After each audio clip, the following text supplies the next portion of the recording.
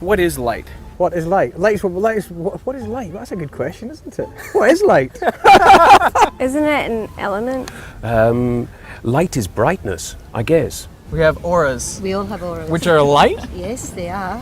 It lights up the room. It makes it not dark. What's the difference between blue light and red light? The colour. It goes in your eyes and then you see stuff. They range from white to red to orange to green. It's like the chakras of your body. Can you see my aura? No, not particularly right now. Is it too bright out? It's very sunny out here today. Does that make it harder to see someone's aura? Not necessarily. If I was to explain it to a blind person, right, Yeah. it would be the difference. You see nothing whatsoever as a blind person, whereas I see things in front of me.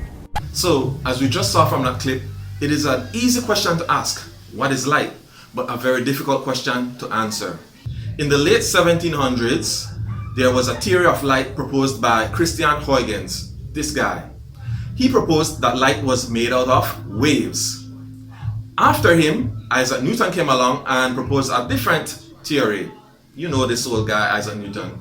He proposed that light was made out of particles. And so the argument raged on. Many people believed Newton because he was very famous at that time, having come up with gravity and all that. And some people believed Christian Huygens. He wasn't as famous, still isn't up to today, probably the first time you heard of him. But who was right? Well, in 1802, Thomas Young did his famous double slit experiment. Here, let's take a look at the clip from Veritasium to see what that is about. Here is an empty box.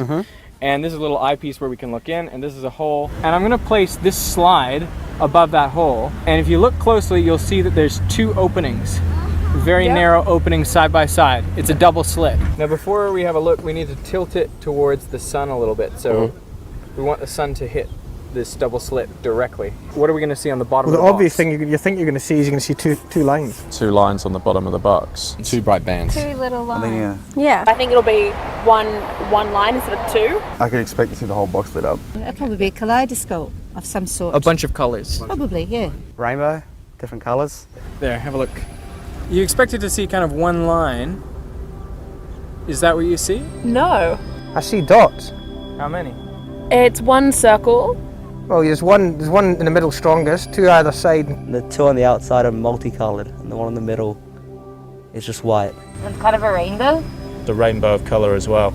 Quite a few colours and lots of little dots. Like there are more dots appearing. I think I can even see more dots spreading along. Yeah, that's amazing. Yeah, I can see tons of dots now. Not tons, but I can see dots spreading across that way. Either side. Yeah, definitely. Isn't that amazing? Yeah, that's incredible. And that's just nothing else apart from Two slits. two slits. I can't believe. That's incredible.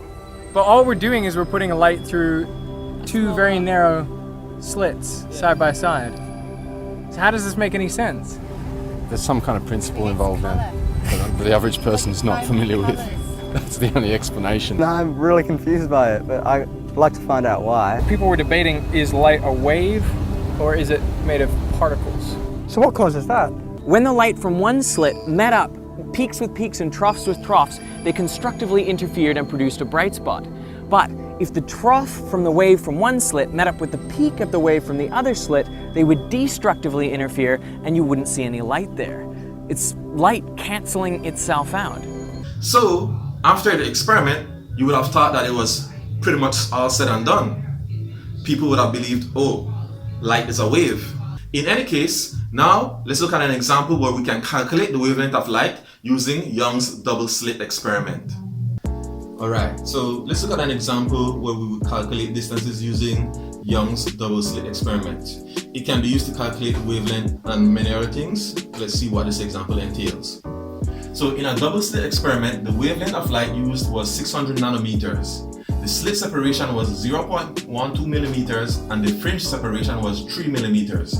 What was the distance to the screen? So here we have our formula. Lambda equals xs over d. This was the formula that was discovered or invented, you could say, by Thomas Young based on the geometry of his experiment. He found that if you take the wavelength and he found that wavelength is equal to the fringe separation multiplied by the slit separation divided by the distance from the slits to the screen. So that's where these various terms come from. So if we identify our givens, we know that the wavelength is 600 nanometers, the slit separation is 0.12 millimeters, and the fringe separation was 3 millimeters. So we have to convert these all to the same units. It is customary to convert all of them to meters. So 600 nanometers would be 600 times 10 to the negative 9 meters. Please note that that is not technically in scientific notation, but for our calculations, it is okay if we leave it like that. The 0.12 millimeters then would be to the negative 3. Right? Remember that nano is negative 9 power, milli is negative 3 power. So the same thing goes for the fringe separation. So if we rearrange our formula to make capital D the subject, we would have that the slit screen distance is the fringe separation multiplied by the slit separation divided by the wavelength. So we substitute our values and we work it out and get 0.6 meters. But along came Albert Einstein in the early 1900s and he proved that light is indeed made up of particles. So you might be saying, what? Is it a wave? Is it a particle? Well, as it turns out, the best we humans and scientists can say is light is both. Light has what we call wave-particle duality. It is both at the same time. You know, kind of like she can do both. So yeah, that's the verdict. So we have seen that light is both a wave and a particle, but we're not quite done yet with light. We will now look at Newton's prism experiments. So it was Isaac Newton who first used a piece of glass in a triangular shape, also known as a prism, to split up light into its component parts. So when we talk of light, we generally are talking of white light that comes from the sun. But that white light that comes from the sun is actually made out of many different colors. In particular, it is made out of red, orange, yellow, green, blue, indigo, and violet. It's what we call Roy G. Biv. So when Newton split up white light into its component colors, he had his naysayers. Some people were like, well, those colors are only there because of impurities in the glass. So Newton decided he had to do more experiments. He did 2 more. What he did was, first, he took one particular band of light, one particular color of light, and he then passed it through another prism.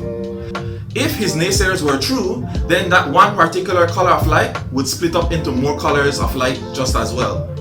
But when he did his experiment, what he saw was that one single particular color of light, when it went through a second prism, stayed that one color of light. It is what we call monochromatic light, meaning one color, monochromatic. And so that was more proof that it was indeed light that was made up of many different colors. Another experiment that he did was to see if the light could recombine to make white light. So what he did was, after the light passed through the first prism, he then had it a second prism, but in the reverse orientation. So instead of spreading out the light even more, what that second prism did in the reverse orientation was to recombine the light, as you see here. So with that, he definitively proved that it was not impurities in the glass that provided these colors, as his naysayers had thought. It was indeed the case that white light is made up of 7 different colors.